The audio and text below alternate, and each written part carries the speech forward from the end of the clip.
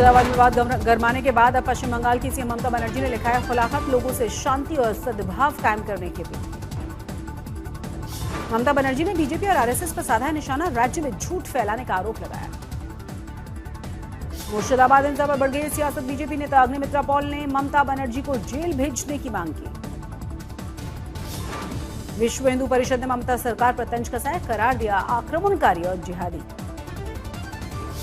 TMC नेताओं ने राष्ट्रीय महिला आयोग के दौरे पर उठाए हैं सवाल, संगठन को करार दिया है बीजेपी का हिस्सा। पश्चिम बंगाल के चीफ शुभेंदु अधिकारी की अगुवाई में निकाली गई थी हिंदू बचाओ रैली। बालूरघाट में सुकांत मजूमदार के नेतृत्व वाली रैली में पुलिस और बीजेपी के कार्यकर्ताओं के बीच झड़प हुई। मुर्शिदाबाद में हिंसा को लेकर शुभेंदु अधिकारी की बड़ी मांग, बोले राष्ट्रपति शासन लगाकर चुनाव होना चाहिए। मुर्शिदाबाद हिंसा मामले में 21 अप्रैल को सुनवाई करेगा सुप्रीम कोर्ट, जस्टिस सूर्यकांत की अध्यक्षता वाली 2 सदस्यीय पीठ करेगी सुनवाई। वन नेशन वन इलेक्शन को लेकर बीजेपी की आज दिल्ली में अहम बैठक है, राष्ट्रीय महामंत्री सुनील बंसल इसकी अध्यक्षता करेंगे। वन नेशन वन इलेक्शन के मुद्दे पर बीजेपी विधायकों की चर्चा करेंगे सुनील बंसल। बैठक में सीएम रेखा गुप्ता और दिल्ली बीजेपी अध्यक्ष वीरेंद्र सचदेवा भी मौजूद रहेंगे।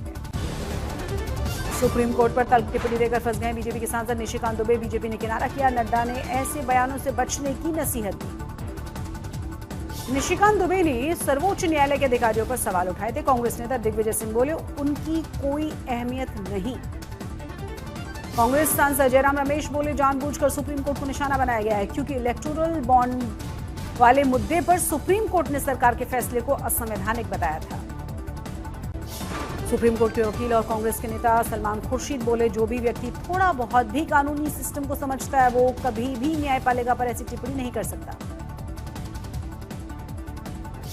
साधारण जो लोग हैं, जो एमपीज हैं या कोई और है, वो सुप्रीम कोर्ट पर प्रश्न चिन्ह लगाए या किसी भी कोर्ट पर प्रश्न चिन्ह लगाए, वो बहुत दुख का विषय है, बहुत दुख का विषय है। वक्फ मामले पर आज से बीजेपी चलाएगी देशव्यापी अभियान, नए कानून के बारे में जागरूकता फैलाने की तैयारी। नए वक्फ कानून के बारे में मुस्लिम समुदाय को जागरूक करेगी बीजेपी, 5 मई तक चलेगा यह अभियान। बीजेपी अध्यक्ष जेपी नड्डा का बयान, वक्फ कानून के बारे में फैलाया जा रहा है भ्रम, पार्टी करेगी इसे बेनकाब। एआईएमआईएम के नेता असदुद्दीन ओवैसी ने फिर से नए वक्फ कानून को लेकर सरकार पर हमला बोला है, कहा मूल अधिकारों और संविधान के खिलाफ है यह कानून। ये वक्फ का कानून मुसलमानों के वफाद में नहीं है, ये वक्फ का कानून मुल्क के वफाद में नहीं है, ये वक्फ का कानून भारत के भाईचारगी के लिए नहीं है। आज कांग्रेस अध्यक्ष मल्लिकार्जुन खड़गे मिशन बिहार पर हैं, बक्सर में जय बापू जय भीम जय संविधान रैली को और जनसभाओं को संबोधित करेंगे। राज ठाकरे के फिर से उद्धव ठाकरे के साथ आने की अटकलों पर महाराष्ट्र की सियासत में बढ़ गई हलचल। राज ठाकरे का बयान साथ में आना कोई कठिन बात नहीं है। राज ठाकरे के बयान पर बोले उद्धव ठाकरे, जो भी महाराष्ट्र के हित के खिलाफ होगा उसे घर बुलाकर खाना नहीं खिलाएंगे। उद्धव ठाकरे और राज ठाकरे को एक साथ आने की अटकलों पर बोले हैं महाराष्ट्र के सीएम देवेंद्र फडणवीस, अगर लोग आपस में दूर कर ले मतभेदों को तो इससे अच्छा और क्या होगा। शिंदे सेना गुट के कैबिनेट मंत्री संजय सिरसाट का दावा, राज ठाकरे और उद्धव ठाकरे के बीच गठबंधन 100% नहीं होगा। 22-23 अप्रैल को सऊदी अरब के दौरे पर जाएंगे प्रधानमंत्री नरेंद्र मोदी। प्रिंस मोहम्मद बिन सलमान के न्योते पर सऊदी के दौरे पर जाएंगे पीएम। बीजेपी ने पुडुचेरी विधानसभा चुनावों के लिए मनसुख मांडविया को प्रभारी बनाया है। 2008 मालेगांव विस्फोट मामले में सुनवाई पूरी हुई, एनआईए अदालत ने फैसले को सुरक्षित रखा।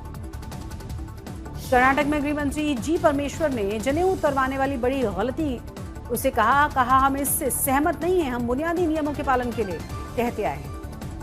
छत्तीसगढ़ का पहला नक्सल मुक्त गांव सुकमा का बेडीसेट्टी, गृह मंत्री अमित शाह ने अपने एक्स अकाउंट पर पोस्ट करके इसकी जानकारी दी। भारत और फ्रांस के बीच होने जा रहे राफेल लड़ाकू विमान का सबसे बड़ा सौदा 28 अप्रैल को लग सकती है मुहर। फ्रांस में 26 राफेल मरीन एयरक्राफ्ट खरीदेगा भारत, नौसेना की बढ़ेगी इससे ताकत, पहले एयरफोर्स के लिए खरीदे गए थे ये लड़ाकू विमान। राफेल सौदे को अंतिम रूप देने के लिए फ्रांस के रक्षा मंत्री सेबेस्टियन आ सकते हैं भारत। 9 अप्रैल को कैबिनेट ने दी थी सौदे को मंजूरी। 21 अप्रैल को भारत यात्रा पर आ रहे हैं अमेरिका के उपराष्ट्रपति जेडी वेंस, पत्नी उषा और बच्चे भी उनके साथ होंगे। 4 दिन की भारत यात्रा पर सोमवार सुबह 10 बजे दिल्ली पहुंच जाएंगे जीडी वेंस। शाम को पीएम मोदी के साथ मुलाकात। दिल्ली और आसपास के इलाकों में गर्मी से थोड़ी सी राहत मिली। आज भी तेज हवाएं चलने के आसार। तेज हवाओं के बावजूद धूप में तपिश बरकरार है। सेहत के लिहाज से सावधानी बरतना जरूरी। दिल्ली एनसीआर में आज 39 डिग्री तक रह सकता है अधिकतम तापमान। वहीं न्यूनतम तापमान 27 डिग्री सेल्सियस तक रहने के आसार।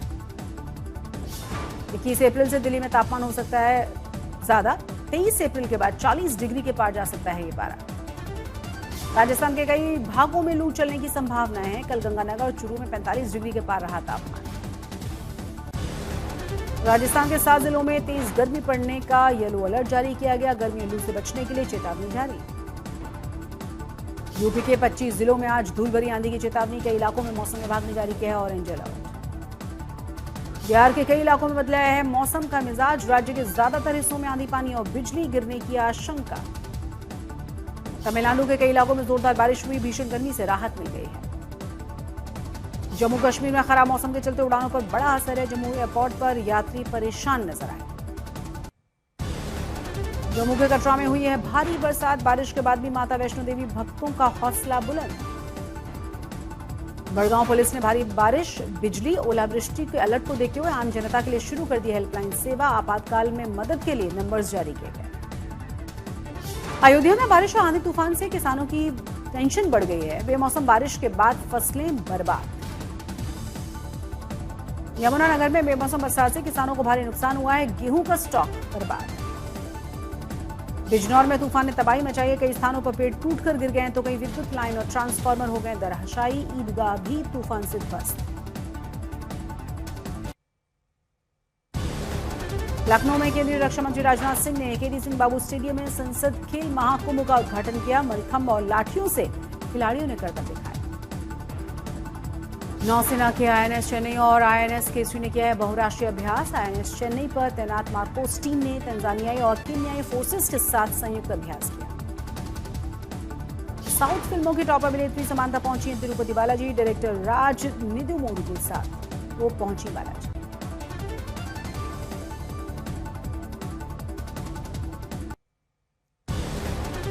श्रीनगर के डल लेक पर पर्यटकों की भीड़। शिकारा का उठाया गया लुत्फ। आर्टिस्ट फाजिला की कला और सुलेख से उभरती प्रतिभा को दुनिया ने माना। कई प्रतियोगिताएं कर चुकी हैं अपने नाम। तो पहले पर्दे पर 4 दशकों के बाद फिर से देखेंगे कश्मीर के नजारे। घाटी में फिल्म की स्क्रीनिंग हुई तो लोगों के चेहरों पर खुशी नजर आई। श्रीलंका से एक नायके को बिहार की रुचिका से हो गया है प्यार। मुजफ्फरपुर में हिंदू रीति रिवाज के साथ शादी। मध्य प्रदेश के सागर से दूसरे धर्म को रिश्तों में लेकर विवाद गर्मा गया। आरोप है कि हिंदू लड़की को दूसरे धर्म के लड़के से प्यार हुआ, भगाकर वो ले गया, जिसके बाद आगजनी और तोड़फोड़ जैसी घटनाएं। सागर में विवाद के बाद दुकान में आग लगा दी गई। पुलिस ने आंसू गैस के गोले छोड़े और उपद्रवियों को खदेड़ा। छपरा में रेलवे ट्रैक पर रील बनाने के दौरान 2 युवक ट्रेन से कटे। रील बनाने की सनक में जान ली। वाराणसी में घरों के अंदर महिलाओं से हो रही चेन स्नैचिंग घटना सीसीटीवी कैमरे में कैद। बिजनौर में नहर में नहाते समय 2 युवक डूब गए। डूबने का वीडियो सामने आया है। नागपुर के डंपिंग यार्ड में लगी थी भीषण आग। फायर ब्रिगेड की 8 गाड़ियों ने इस आग को बुझाया। कानपुर में गर्मी में दिखा पानी की बर्बादी का नजारा। नगर निगम की पाइपलाइन फटने की वजह से सड़क पर सैलाब जैसा पानी बहता हुआ नजर आया। गोपालगंज में शादी समारोह में खाना खा रहे दलित युवक की चाकू मारकर हत्या। इलाके में तनाव। अलीगढ़ में 4 बच्चों को लेकर महिला प्रेमी के साथ फरार हुई। आगरा ताजमहल पर वीडियो बनाकर पति को भेजा।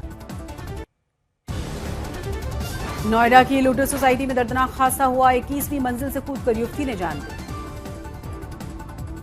ग्वालियर में एक पुलिसकर्मी ने ट्रक की अवैध वसूली की। घटना का वीडियो सोशल मीडिया पर वायरल होने के बाद पुलिसकर्मी समेत चौकी प्रभारी को लाइन हाजिर किया गया।